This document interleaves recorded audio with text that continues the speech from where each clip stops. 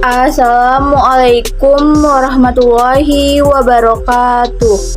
Perkenalkan, nama saya Inneke Putri Lestari. Saya berasal dari Program Studi Pendidikan Pancasila dan Kewarganegaraan, Fakultas Keguruan dan Ilmu Pendidikan Universitas Riau. Baiklah, terima kasih kepada Bapak Supentri SPD MPD selaku dosen pembimbing pada mata kuliah Media Pembelajaran PPKN. Yang dimana pada video saya kali ini saya diberi kesempatan untuk menjelaskan materi mengenai ketentuan Undang-Undang Dasar 1945. Selanjutnya kita masuk ke daftar isi. Nah, di dalam daftar isi itu ada apa aja sih? Yang pertama, itu ada sejarah dari Undang-Undang Dasar 1945. Yang kedua, ada pengertian dari Undang-Undang Dasar 1945. Yang ketiga, ada fungsi dari Undang-Undang Dasar 1945. Yang keempat, ada tujuan perubahan dari Undang-Undang Dasar 1945. Yang kelima, ada perubahan Undang-Undang Dasar 1945. Yang keenam, ada rangkuman atau kesimpulan. Dan yang ketujuh, ada video. Baiklah, untuk video itu nanti ditayang di akhir. Dan buat teman-teman jangan lupa ditonton ya. Dan di like and subscribe. Terima kasih. Sejarah Undang-Undang Dasar 1945. Sebagai negara yang berdasarkan atas hukum, tentu saja Indonesia memiliki suatu konstitusi yang dikenal di Indonesia dengan Undang-Undang Dasar 1945. Eksistensi Undang-Undang Dasar 1945 sebagai konstitusi di Indonesia mengalami sejarah yang sangat panjang hingga akhirnya diterima oleh seluruh rakyat sebagai landasan hukum bagi pelaksanaan kenegaraan Indonesia.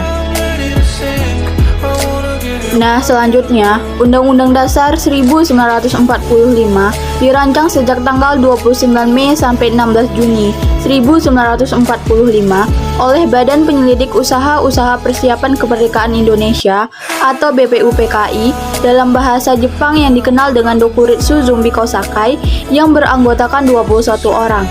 Diketahui Insinyur Soekarno, Dr. Andes Muhammad Hatta sebagai wakil ketua dengan 19 orang anggota yang terdiri atas 11 orang wakil dari Jawa, 3 orang dari Sumatera, dan masing-masing 1 wakil dari Kalimantan, Maluku, dan Sunda Kecil. Lalu badan ini menetapkan tim khusus yang bertugas untuk menyusun konstitusi bagi Indonesia Merdeka yang kemudian dikenal dengan nama Undang-Undang Dasar 1945 atau UUD 1945. Para tokoh yang pertama itu adalah antara lain, yang pertama ada Dr. Rajiman Widyodingrat, yang kedua ada Kiai Bagus Hadikusumo, yang ketiga ada Oto Iskandar Dinata, yang keempat ada Pangeran Purboyo, yang kelima ada Pangeran Surjohamijojo, yang keenam ada Sutarjo Kartohamijojo, yang ketujuh ada Profesor Dr. Mr. Supomo, yang kedelapan ada Abdul Qadir, yang kesembilan ada Dr. Andes Yap Tiwan Bing, yang ke-10 ada Dr. Muhammad Amir yang dari Sumatera, yang 11 ada Mr. Abdul Abbas dari Sumatera, yang ke-12 ada Dr. Ratulangi, yang ke-13 ada Andi Pangerang, yang ke-14 ada Mr. Latu Harhari, yang ke-15 ada Mr. Puja, yang ke-16 ada Ahmad Hamidan, yang ke-17 ada RP Soroso, yang ke-18 ada Abdul Wahid Hashim, dan yang terakhir ada Mr. Muhammad Hasan. Tentang terbentuknya konstitusi atau Undang-Undang Dasar 1945 bermula dari janji Jepang untuk memberikan kemerdekaan bagi bangsa Indonesia di kemudian hari. Setelah kemerdekaan diraih, kebutuhan akan sebuah konstitusi resmi nampaknya tidak bisa ditawar-tawar lagi dan segera harus dirumuskan. sehingga lengkaplah Indonesia menjadi sebuah negara yang berdaulat. Pada tanggal 18 Agustus 1945 atau sehari setelah ikrar kemerdekaan, Panitia Persiapan Kemerdekaan Indonesia atau PPKI mengadakan sidangnya yang pertama kali dan menghasilkan beberapa keputusan sebagai berikut. Ada 3 keputusan. Yang pertama, menetapkan dan mengesahkan pembukaan Undang-Undang Dasar 1945 yang bahannya diambil dari rancangan undang-undang yang disusun oleh Panitia Perumus pada tanggal 22 Juni 1945. Keputusan yang kedua, menetapkan dan mengesahkan Undang-Undang Dasar 1945 yang bahannya hampir seluruhnya diambil dari rancangan undang-undang yang disusun oleh Panitia Perancang Undang-Undang Dasar pada tanggal 16 Juni 1904. Keputusan yang ketiga, memilih Ketua Persiapan Kemerdekaan Indonesia Insinyur Soekarno sebagai Presiden dan Wakil Ketua Dr. Andes Muhammad Hatta sebagai Wakil Presiden. Pekerjaan Presiden untuk sementara waktu dibantu oleh Panitia Persiapan Kemerdekaan Indonesia yang menjadi Komite Nasional. Pada tanggal 22 Juni 1945, disahkannya Piagam Jakarta yang menjadi naskah pembukaan Undang-Undang Dasar 1945 setelah dihilangkannya anak kalimat dengan kewajiban menjalankan syariat Islam bagi pemeluk-pemeluknya. Naskah rancangan Undang-Undang Dasar 1945 Indonesia disusun pada masa sidang kedua Badan Penyelidik Usaha-Usaha Persiapan Kemerdekaan Indonesia atau BPUPKI.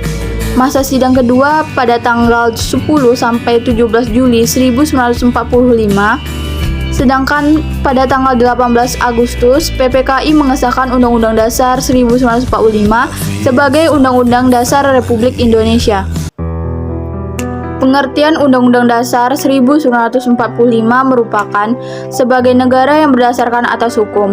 Tentu saja Indonesia memiliki suatu konstitusi yang dikenal di Indonesia dengan Undang-Undang Dasar 1945.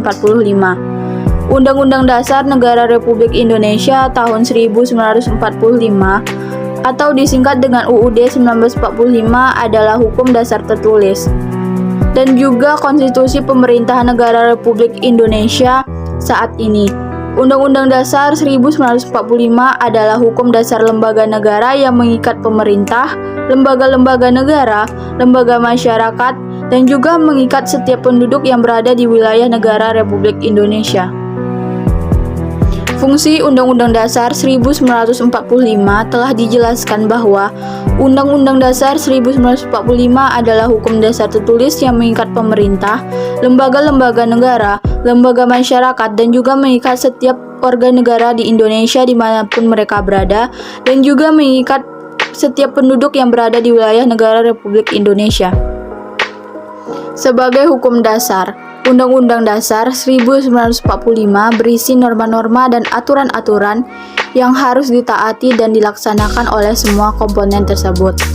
Undang-Undang Dasar 1945 bukanlah hukum biasa, melainkan hukum dasar, yakni hukum dasar tertulis. Sebagai hukum dasar, Undang-Undang Dasar 1945 merupakan sumber hukum tertulis. Dengan demikian, setiap hukum seperti undang-undang peraturan pemerintah, peraturan presiden, ataupun bahkan setiap tindakan atau kebijakan pemerintah haruslah berlandaskan dan bersumber pada peraturan yang lebih tinggi, yang pada akhirnya bersumber pada aturan perundang-undangan tersebut harus dapat dipertanggungjawabkan sesuai dengan ketentuan Undang-Undang Dasar 1945 dan pedomannya adalah Pancasila sebagai sumber dari segala sumber hukum negara. Dalam kedudukan yang demikian itu, Undang-Undang Dasar 1945 dalam kerangka tata urutan perundangan atau hierarki peraturan perundangan di Indonesia menempati kedudukan yang tertinggi. Dalam hubungan ini, Undang-Undang Dasar 1945 juga mempunyai fungsi sebagai alat kontrol. Dalam pengertian Undang-Undang Dasar 1945, mengontrol apakah norma hukum yang lebih rendah sesuai atau tidak dengan norma hukum yang lebih tinggi. Undang-Undang Dasar juga berperan sebagai pengatur bagaimana kekuasaan negara disusun, dibagi, dan dilaksanakan. Selain itu, Undang-Undang Dasar 1945 juga berfungsi sebagai penentu hak atau kewajiban negara, aparat negara, dan warga negara. Perubahan amandemen Undang-Undang Dasar 1945. Undang-Undang Dasar 1945 memiliki kedudukan yang tetap dan melekat bagi negara Republik Indonesia. Oleh sebab itu, pembukaan Undang-Undang Dasar 1945 tidak dapat diubah oleh siapapun, termasuk DPR dan MPR sesuai dengan sifat konstitusinya pada pasal 3 dan pasal 37 Undang-Undang Dasar 1945 yang berarti meniadakan negara Republik Indonesia. Hal ini disebabkan pembukaan Undang-Undang Dasar 1945 merupakan yang pertama, sumber dari motivasi dan inspirasi perjuangan dan tekad bangsa Indonesia. Yang kedua, sumber dan cita-cita hukum dan cita-cita moral yang ingin ditegakkan dalam lingkungan internasional dan nasional. Tujuan perubahan Undang-Undang Dasar 1945 sebagai penyempurnaan aturan dasar seperti tatanan negara, kedaulatan rakyat, hak asasi manusia, pembagian kekuasaan, eksistensi negara demokrasi dan negara hukum, serta hal-hal lain yang sesuai dengan perkembangan aspirasi dan kebutuhan negara. Pada saat Undang-Undang Dasar 1945 diamandemen dengan kesepakatan di antaranya tidak mengubah pembukaan Undang-Undang Dasar 1945. Akan tetapi, mempertahankan susunan kenegaraan kesatuan atau selanjutnya lebih dikenal dengan Negara Kesatuan Republik Indonesia atau NKRI, serta mempertegas sistem pemerintahan presidensial. Berikut amandemen Undang-Undang Dasar 1945 yang ditetapkan dalam sidang umum dan sidang tahunan MPR.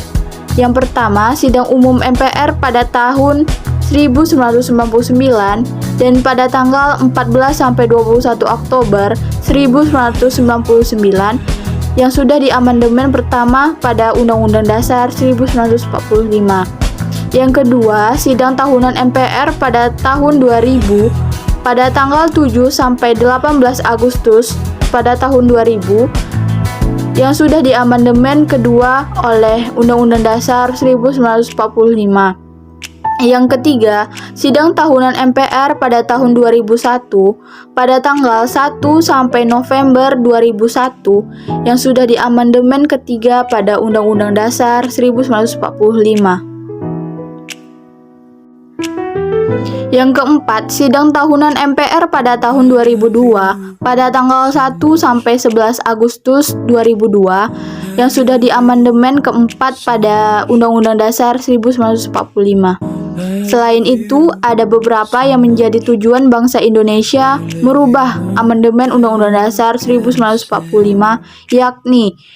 yaitu untuk mengembalikan Undang-Undang Dasar 1945 berderajat tinggi dan menjiwai konstitusionalisme serta negara berdasarkan atas hukum dan keadilan sosial bagi seluruh rakyat Indonesia. Tujuan dari Undang-Undang Dasar 1945 itu sendiri yang pertama, untuk menyempurnakan aturan dasar mengenai tatanan negara agar dapat lebih mantap dan mencapai tujuan nasional serta menyempurnakan aturan dasar mengenai jaminan dan pelaksanaan kekuatan rakyat. Yang kedua, memperluas partisipasi rakyat agar sesuai dengan perkembangan paham demokrasi. Yang ketiga, menyempurnakan aturan dasar mengenai jaminan dan perlindungan hak agar sesuai dengan perkembangan HAM dan peradilan untuk manusia yang menjadi syarat negara hukum. Yang keempat, melengkapi aturan dasar dalam penyelenggaraan negara yang sangat penting bagi eksistensi negara dan perjuangan negara untuk mewujudkan demokrasi. Yang kelima, menyempurnakan aturan dasar mengenai kehidupan bernegara dan berbangsa sesuai dengan perkembangan aspirasi, kebutuhan dan kepentingan bangsa dan negara Indonesia sekaligus merupakan akomodasi kecenderungan untuk kurun waktu yang akan datang. Nah, jadi kesimpulan pada materi tentang ketentuan Undang-Undang Dasar 1945 ini, yaitu setiap warga berhak mendapatkan hak-hak azazi yang meliputi. Yang pertama ada hak azazi pribadi, yang kedua ada hak azazi ekonomi, yang ketiga ada hak azazi politik, yang keempat ada hak azazi sosial dan kebudayaan, yang kelima ada hak azazi mendapatkan pengayoman dan perlakuan yang sama dalam hukum dan pemerintahan, serta hak azazi terhadap perlakuan tata cara peradilan dan perlindungan hukum. Keseluruhan hak azazi manusia dapat dicantumkan di dalam Undang-Undang Dasar 1945.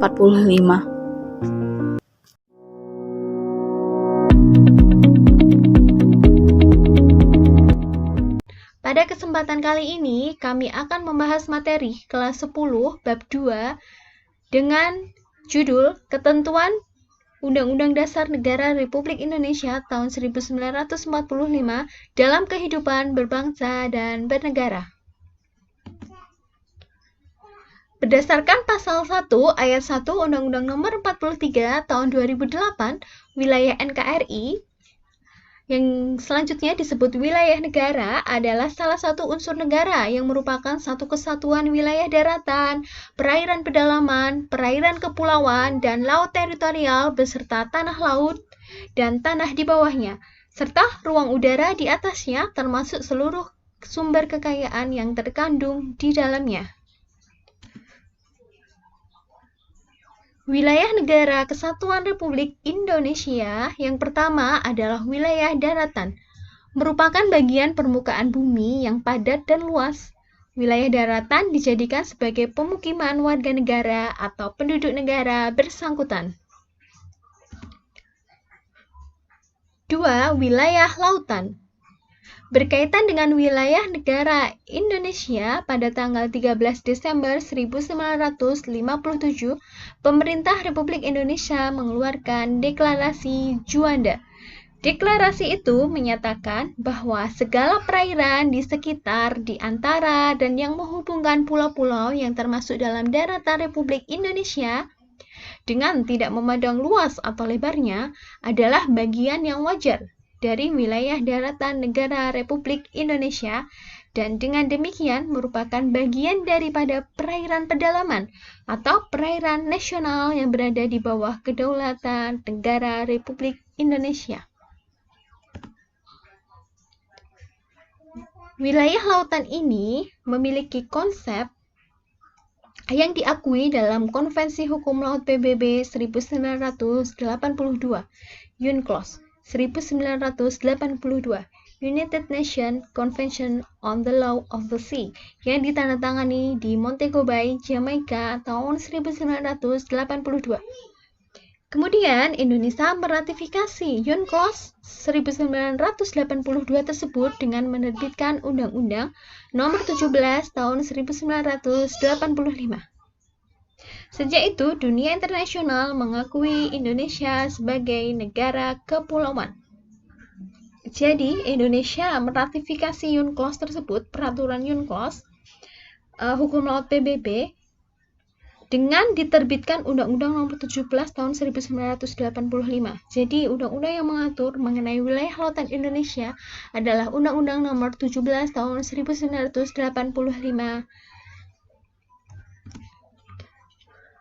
Wilayah lautan Indonesia ini terdiri dari gambarnya laut teritorial itu sepanjang 200 mil dari laut kedalaman penuh.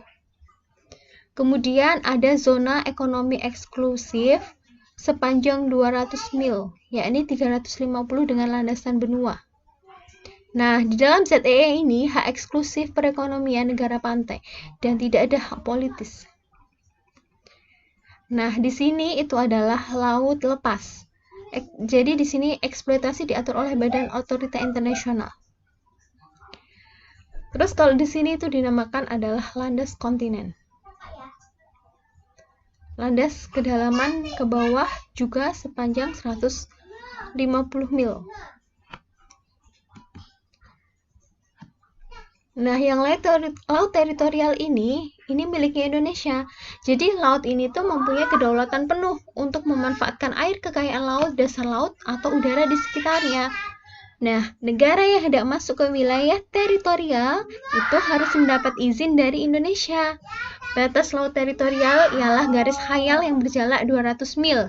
Ya, 200 mil laut dari garis dasar ke arah laut lepas.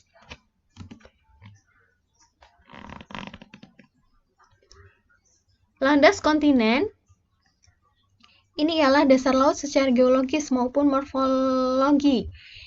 Merupakan lanjutan dari sebuah kontinen atau benua. Jadi kedalaman laut teritorial ini tadi adalah 150 meter. Indonesia terletak pada dua buah landasan kontinen, yaitu landasan kontinen Asia dan landasan kontinen Australia.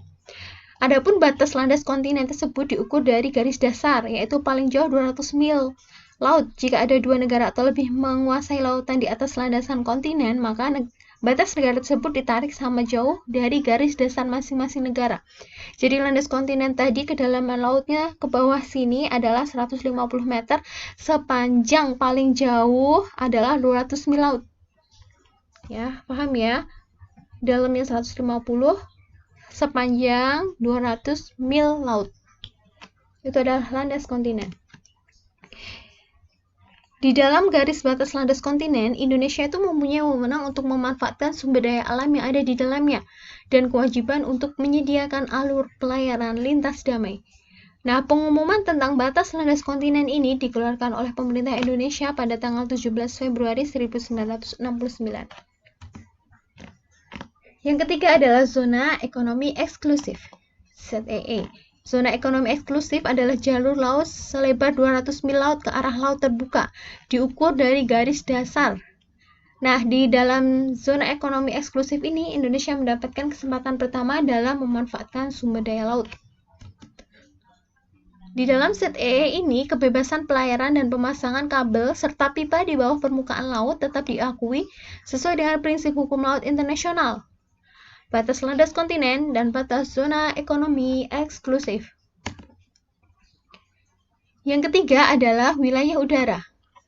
Ini merupakan daerah udara yang berada di atas daerah negara permukaan bumi, baik di atas wilayah perairan maupun di atas wilayah daratan. Pada saat ini belum ada kesepakatan di forum internasional mengenai kedaulatan di ruang udara. Sesuai dengan pasal 1 Konvensi Paris tahun 1919 yang kemudian diganti oleh pasal 1 di Konvensi Chicago tahun 1944 menyatakan bahwa setiap negara mempunyai kedaulatan yang utuh dan eksklusif di ruang udara di atas wilayahnya. Jadi sebuah negara itu memiliki ruang udaranya juga itu di atas negaranya tersebut, di atas wilayah negara tersebut. Di sini adalah negaranya, ya atasnya ini adalah wilayah udara negara tersebut. Nah, sekarang batas wilayah negara Kesatuan Republik Indonesia di sebelah utara. Indonesia itu berbatasan langsung dengan Malaysia. Malaysia bagian timur.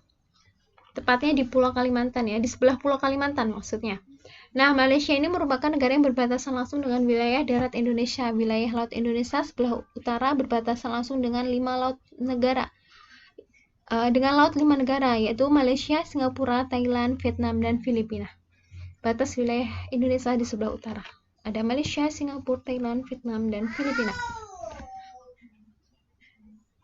Terus sebelah barat, itu Indonesia itu berbatasan dengan Samudra Hindia dan perairan India. Wilayah timur Indonesia berbatasan dengan Papua Nugini dan perairan Samudra Pasifik, dan di sebelah selatan Indonesia berbatasan dengan Timor Leste, perairan Australia, dan Samudra Hindia. Terima kasih, semoga bermanfaat. Demikianlah hasil penyampaian materi yang dapat saya sampaikan pada video saya kali ini. Jika terdapat kesalahan, saya mohon maaf. Wabillahi taufiq wal hidayah.